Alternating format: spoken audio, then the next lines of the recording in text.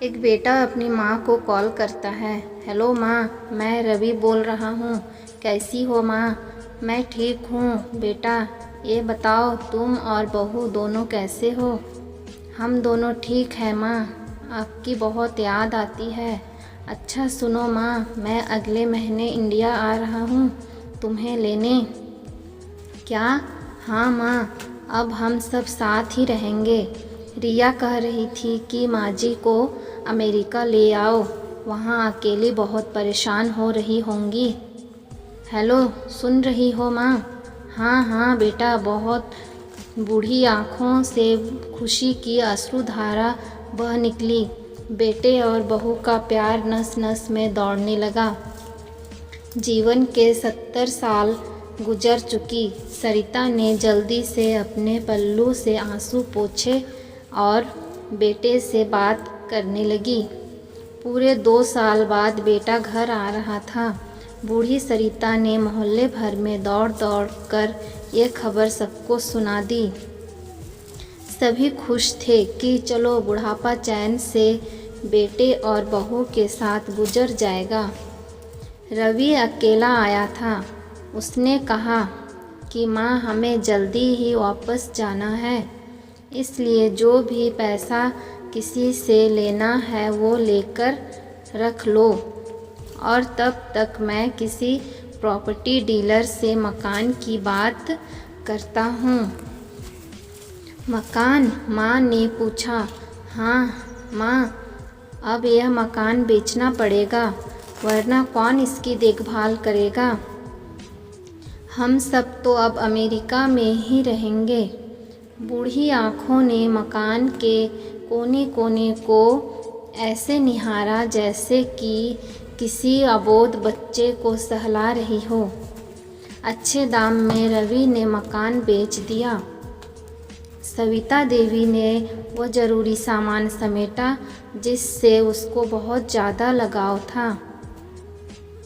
Ravi taxi मंगवा चुका था। एयरपोर्ट पहुंचकर रवि ने कहा, माँ तुम यहाँ बैठो, मैं अंदर जाकर सामान की जांच और बोर्डिंग और वीज़ा का काम निपटा लेता हूँ। ठीक है बेटा। सविता देवी वहीं पास की बेंच पर बैठ गई। काफ़ी समय बीत चुका था। बाहर बैठी सविता देवी बार बार उस दरवाजे की तरफ देख रही थी जिसमें रवि गया था, लेकिन अभी तक बाहर नहीं आया। शायद अंदर बहुत भीड़ होगी, सोचकर बूढ़ी आंखें फिर से टकटकी लगाए देखने लगी। अंधेरा हो चुका था। एयरपोर्ट के बाहर भीड़ कम हो चुकी थी। माँ जी, किससे मिलना है? एक कर्मचारी ने वृद्धा से पूछा। मेरा बेटा अंदर गया था टिकट लेने, वह मुझे अमेरिका लेकर जा रहा है। सविता देवी घबराकर कहा, लेकिन अंदर तो कोई पैसेंजर नहीं है। अमेरिका जाने वाली फ़्लाइट तो दोपहर में ही चली गई। क्या नाम था आपके बेटे का? कर्मचारी ने सवाल किया। रवि। सविता के चेहरे पे चिंता की लकीरें उभर आईं। कर्मचारी अंदर गया और कुछ देर बाद बाहर आकर बोला, माँ जी, आपका बेटा रवि तो अमेरिका जाने वाली फ़्लाइट से कब का जा चुका। क्या? वृद्धा की आंखों से आंसुओं का सैलाब फूट पड़ा। बूढ़ी माँ का रोम रोम काँप उठा। किसी तरह वापस घर पहुँची, जो अब बिक चुका था। रात में घर के बाहर चबूतरे पर ही सो गई। सुबह हुई तो दयालु मकान मालिक ने एक कमरा रहने को दे दिया। पति के पेंशन से घर का किराया और खाने का काम चलने लगा। समय गुजरने लगा।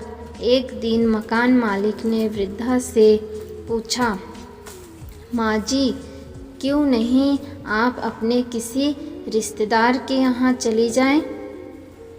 अब आपकी उम्र भी बहुत हो गई, अकेले कब तक रह पाएंगी? हाँ, चली तो जाऊंगी, लेकिन कल को मेरा बेटा आया तो यहाँ फिर कौन उसका ख्याल रखेगा। आँख से आंसू आने लग गए। दोस्तों, ऐसा बेटा भगवान किसी को ना दे। माँ तो माँ ही होती है। दोस्तों, कहानी सुनने के लिए आपका बहुत बहुत धन्यवाद। कहानी पसंद आए तो लाइक, सब्सक्राइब और शेयर ज़रूर करें।